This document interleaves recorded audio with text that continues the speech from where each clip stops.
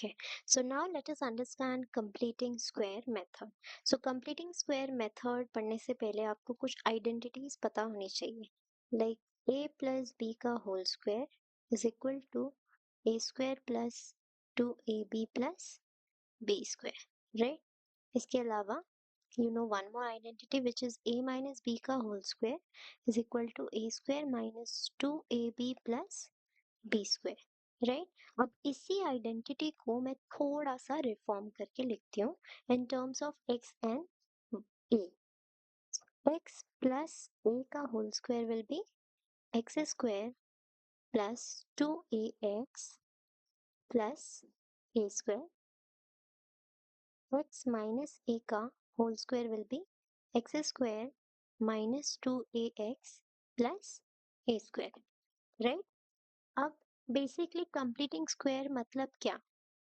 सो completing square मतलब जब आप ऐसी इक्वेशंस को x प्लस ए के होल स्क्वायर के फॉर्म में लिख सको तो वो कंप्लीट स्क्वायर बन जाता है.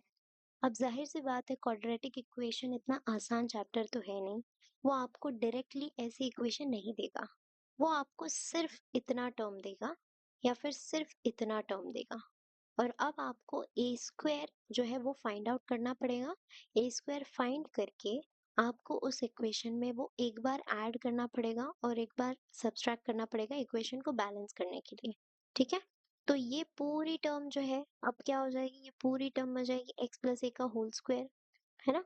और अगर माइनस में है तो एक्स माइनस ए का होल स्क्वायर. और फिर क्या हो जाएगा, पहला एग्जांपल ले लेते हैं. ये कुछ ऐसा दिखने लगेगा. अब आपको एक और आइडेंटिटी पता होगी मैथमेटिक्स में जो कि है a minus b. a plus b का multiplication is a square minus b square, right. तो हमें यहाँ पर ये a square minus b square के फॉर्म में दिख रही है, बराबर. तो मैं इस इक्वेशन को a plus B A minus B के फॉर्म में कुछ इस तरीके से लिख सकती हूँ, है ना. इक्वल टू जीरो अगर रहेगा तो. सो ऐसे आप फैक्टराइज कर सकते हैं अपनी क्वाड्रेटिक इक्वेशन को. और वही हम समझेंगे with the help of example. Now example से वो काफी क्लियर हो जाएगा. ओके, तो पहला एग्जांपल लेते हैं, साथ ही साथ हम स्टेप्स भी लिखते चलेंगे. Alright, this is minus 4x minus 5 equal to 0. अब इसको सॉल्व करते हैं with the help of completing square method. अब कंप्लीटिंग स्क्वायर मेथड में सबसे इम्पोर्टेंट और सबसे इम्पोर्टेंट चीज, सबसे इम्पोर्टेंट स्टेप जो आपको ध्यान रखनी है वो है take care of leading coefficient. Leading coefficient मतलब ये पूरी टर्म जो है क्वाड्रेटिक इक्वेशन में सबसे पहली टर्म एक्स स्क्वायर है. तो एक्स स्क्वायर के कोफिशिएंट यहाँ पर एक्स के कोफिशिएंट को और एक्स स्क्वायर के कोफिशिएंट को हम क्या कहते हैं, लीडिंग कोफिशिएंट. इसे हम लीडिंग कोफिशिएंट कहते हैं क्योंकि ये लीड कर. तो आपको मेक श्योर करना है कि आपका जो लीडिंग कोफिशिएंट है वो 1 होना चाहिए. अगर आपका लीडिंग कोफिशिएंट इक्वल टू 1 है तो यू कैन मूव अहेड. अगर वो इक्वल टू 1 नहीं है तो फिर आपको आगे पहले उसको उस नंबर से, जो भी नंबर वहां पर है, उस कोफिशिएंट से आपको पूरी टर्म डिवाइड करनी पड़ेगी और उसको 1 बनाना पड़ेगा. इसका भी एग्जाम्पल हम आगे देखेंगे, सो डोंट वरी. अब ये हो गया. सेकेंड स्टेप आपकी कहती है कि कांस्टेंट को राइट हैंड साइड पे लेके आओ. ट्रांसफर करना है आपको, ठीक है. हम कांस्टेंट को राइट हैंड साइड पे ट्रांसफर कर देंगे. अब यहाँ कांस्टेंट को एक्स स्क्वायर माइनस 4x है, मैंने माइनस 5 को राइट हैंड साइड पे भेज दिया तो वो प्लस 5 बन गया. अब यहाँ पर मुझे आधी अधूरी इक्वेशन दिख रही है एक्स स्क्वायर माइनस 4x के फॉर्म में. कौन सी इक्वेशन है ये, पहली है या दूसरी है? डेफिनेटली ये दूसरी है ना. It is in the form x square minus 2ax plus a square. इसके फॉर्म में मुझे ये इक्वेशन दिख रही है. तो एक बार मेरा फॉर्मूला फाइनलाइज हो गया तो अब मैं टर्म्स को कंपेयर करूंगी, ठीक है. फॉर्मूला फाइनलाइज होने के बाद हम x की टर्म्स को कंपेयर करेंगे,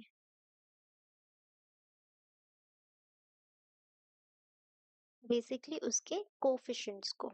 ठीक है, तो उसके कोफिशिएंट, अब यहाँ पर x की कोफिशिएंट क्या है, -2a।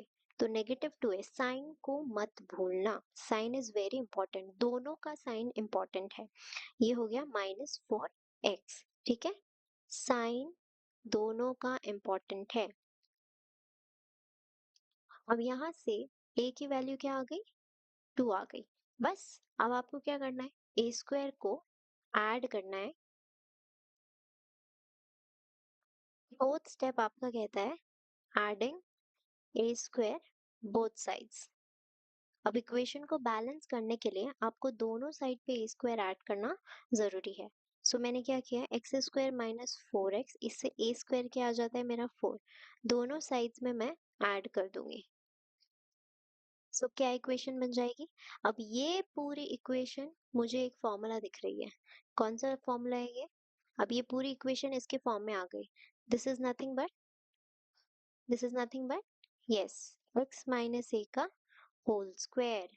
तो अब आप इसी इक्वेशन को x माइनस ए, अब a क्या है आपका, 2 है, उसके फॉर्म में लिख दो, और ये आ गया 9।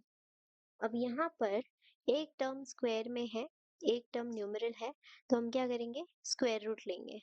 स्क्वायर जो है उधर जाके क्या बन जाएगा, स्क्वायर रूट बन जाएगा।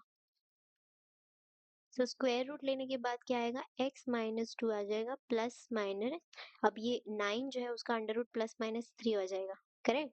तो अब जब ये +-3 आ चुका है, तो अब यहाँ से आप x काफी इजीली निकाल सकते हो। लास्ट है फाइंड x। अब यहाँ से x निकालना तो काफी आसान हो गया, राइट। तो ये आ गया x-2 इक्वल टू एक बार +3, और एक बार x-2 इक्वल टू -3। एक बार ऐसा आ गया, x की वैल्यू क्या आ गई, 3 plus 2 which is nothing but 5, और यहाँ से क्या आ गई, x is equal to -3 plus 2 which is nothing but -1। तो यहाँ से x की दो वैल्यूज आ गई, एक तो आ गया 5 और एक आ गया -1। अब यही इक्वेशन आप एक बार फैक्टराइजेशन से सॉल्व करके देखो, एंड आप वेरीफाई कर सकते हो। अब x square -4x -5 equal to 0, so इन दोनों टर्म्स का मल्टीप्लिकेशन आ गया -5। अब यही भी आंसर छुपा है, इसको मैं ऐड करूंगी तो क्या बन जाएगा, -4। तो मैं इसको ऐसे भी लिख सकती हूँ,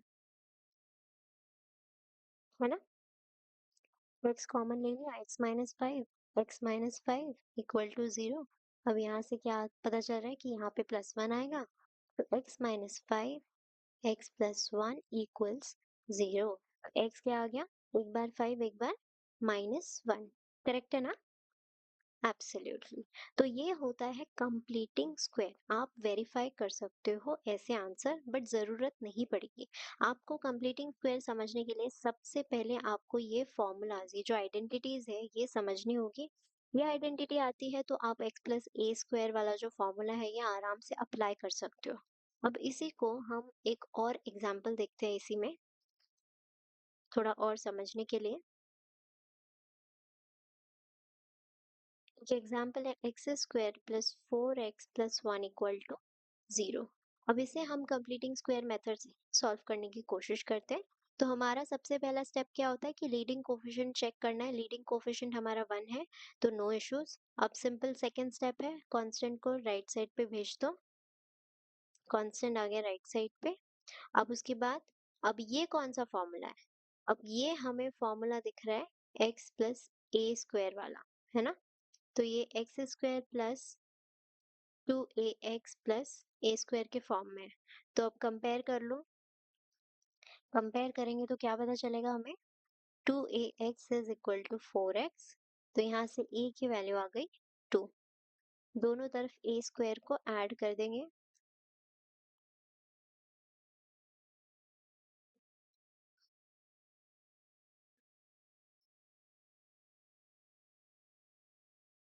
तो ये हो जाएगा 4 - 1। So this entire thing will be अभी x + a का होल स्क्वायर इक्वल्स, अब ये क्या हो जाएगा, 4 - 1 3 बन जाएगा, राइट। तो यहाँ से x+2 क्या आ गया, +-√3 आ गया। x क्या आ गया, -2 +-√3। मतलब कि एक बार x होगा -2 +√3 और एक बार x होगा -2 -√3। सिर्फ बीच का जो साइन है प्लस माइनस वो चेंज होगा। इस -2 के नेगेटिव साइन को प्लीज मत छेड़ना। अब इसी में एक और सवाल देखते हैं, थोड़ा सा जेई लेवल का। जेई भी कह सकते हैं और सीबीएसई बोर्ड लेवल का भी कह सकते हैं। ओके, तो अगर इक्वेशन दी हुई है x² +4x+k = 0, अगर ऐसी इक्वेशन दी है तो इसको कैसे सॉल्व करेंगे। और यहाँ पर बोला गया है, यहाँ पर बोला है कि k की रेंज फाइंड करो। k की रेंज मतलब k कौन सी वैल्यूज ले सकता है, ये बताना है। तो ऐसी इक्वेशन को आप कंप्लीटिंग स्क्वायर से बहुत आसानी से सॉल्व कर सकते हो। कैसे, देखो, पहले स्टेप्स लगाओ। लीडिंग कोफिशिएंट 1 है, नो दिक्कत। अब यहाँ पे मैंने क्या किया, कांस्टेंट को left hand side right hand side पे भेज दिया। अब सेम ये हमने जस्ट अभी यूज किया है, तो +4 ऐड करना है दोनों साइड, 4 - k। अब ये इक्वेशन क्या हो गई, x+2 का होल स्क्वायर इक्वल्स 4 - k। अब आप खुद सोचो, यहाँ पर x+2 का होल स्क्वायर है। अब आप मुझे बताओ, 3 का स्क्वायर किया तो आंसर क्या आता है, +9। अगर वही मैं -3 का स्क्वायर कर दूं तो भी आंसर +9 ही आता है। मतलब आप अंदर चाहे कोई भी नंबर रखो और उसका स्क्वायर करने पर आउटपुट जो है वो ऑलवेज पॉजिटिव आ रहा है ना। तो यहाँ पर भी किसी भी नंबर का स्क्वायर हमें क्या देगा, आउटपुट पॉजिटिव देगा। इसका मतलब है कि 4 - k, इसका मतलब है 4 - k हमेशा ग्रेटर देन 0 होगा बिकॉज पॉजिटिव है। एक और बात, अगर 0 का स्क्वायर लिया तो क्या आ जाएगा, 0 ही आएगा, है ना। तो हम इसको इक्वेट कर सकते हैं, या तो ये इक्वल टू 0 हो जाएगा, ये पूरा इक्वल टू 0 हो जाएगा, या फिर क्योंकि यहाँ अगर मैंने -2 रख लिया, मान लो -2 + 2 का होल स्क्वायर, तो ये तो 0 का होल स्क्वायर आ गया ना, तो इट इज 0। तो यहाँ से 4 - k भी 0 बन जाएगा, करेक्ट। तो बेसिकली आपका जो किसी भी नंबर का स्क्वायर, अगर ये बात आप नहीं जानते थे मैथमेटिक्स में, तो इसको कहीं नोट कर लो कि किसी भी नंबर का स्क्वायर, अगर कोई नंबर है मान लो लेट्स से n, ओके, और n का स्क्वायर अगर आता है k, तो इम्पॉर्टेंट है कि n कोई भी रियल नंबर होगा, for n being any real number, k will always be greater than equal to 0। ये बात अगर नहीं जानते थे, इसको नोट करके रखो अपने नोटबुक में, और हर दिन जब भी आप मैथ्स की पढ़ाई करना करते हो, जेई लेवल पे या बोर्ड लेवल पे, तो इट्स इम्पॉर्टेंट कि आप ये बात ध्यान रखो, क्योंकि ये एकदम कोर बेसिक है। अगर ये आपको आता है तो पूरा मैथमेटिक्स आपके लिए आसान हो जाएगा। कहीं पर भी दिखता है कि किसी नंबर का स्क्वायर इक्वल टू कोई आउटपुट है, तो ये आउटपुट जो होगा वो हमेशा ग्रेटर देन इक्वल टू 0 आएगा, पॉजिटिव या फिर 0। अब यहाँ से क्या पता चल गया कि 4 is greater than equal to k। इसका मतलब है k जो है हमेशा 4 से छोटा होगा, ठीक है। k जो है हमेशा 4 से छोटा होगा। तो यहाँ से k की वैल्यूज क्या क्या आ गई, -∞ से लेकर +4 तक। तो ये आ गया आपका k का रेंज। रेंज मतलब ये जो पूरा k है वो कौन सी वैल्यूज जो है उसकी आ सकती है, क्या पॉसिबल वैल्यूज उसकी आएगी, that is called range. Okay, x अगर आपका डोमेन है, x की जो भी आप वैल्यूज रखोगे उसके हिसाब से k कहाँ तक पहुंच सकता है, वो होता है आपका रेंज। एक और एग्जांपल देखते हैं, इसको रिमूव कर देते हैं। अब एक और एग्जांपल देखते हैं। इस एग्जांपल में 2x² +8x+3 = 0। अब इसे अगर सॉल्व करना है तो कैसे करेंगे, वही जो मैंने कहा था, स्टेप्स लगाते जाओ एंड सॉल्व करो। सबसे पहला स्टेप क्या कहता है, लीडिंग कोफिशिएंट। अब यहाँ लीडिंग कोफिशिएंट ऑलरेडी 1 नहीं है, यहाँ पे 2 है, तो हम क्या करेंगे, पूरे इक्वेशन को डिवाइड करेंगे बाय 2। डिवाइड इक्वेशन बाय 2, तभी तो लीडिंग कोफिशिएंट 1 बनेगा, है ना। 2 डिवाइड बाय 2 तो 1 ही होता है ना। तो यहाँ से ये आ गया एक्स स्क्वायर, ये 2 से डिवाइड होके 4x आ गया, ये आ गया 3 डिवाइडेड बाय 2 इक्वल टू 0। अब सेकेंड स्टेप क्या बोलते हैं, कांस्टेंट को ले जाओ राइट हैंड साइड, तो कांस्टेंट आ गया राइट हैंड साइड। अब फिर से ये इक्वेशन सेम ही है ना, +4 करना है दोनों side. X square plus 4x+4 equal to 4 minus 3/2, which is nothing but 5/2। 2 4 ज़ा 8, 8 माइनस 3 इज 5 डिवाइडेड बाय 2। तो ये आ गई पूरी इक्वेशन। अब ये क्या दिख रहा है आपको, x+2 का होल स्क्वायर दिख रहा है, विच इज इक्वल टू 5/2। अब अंडर रूट ले लेंगे, अंडर रूट ले लेंगे तो ये क्या आ जाएगा, +-2।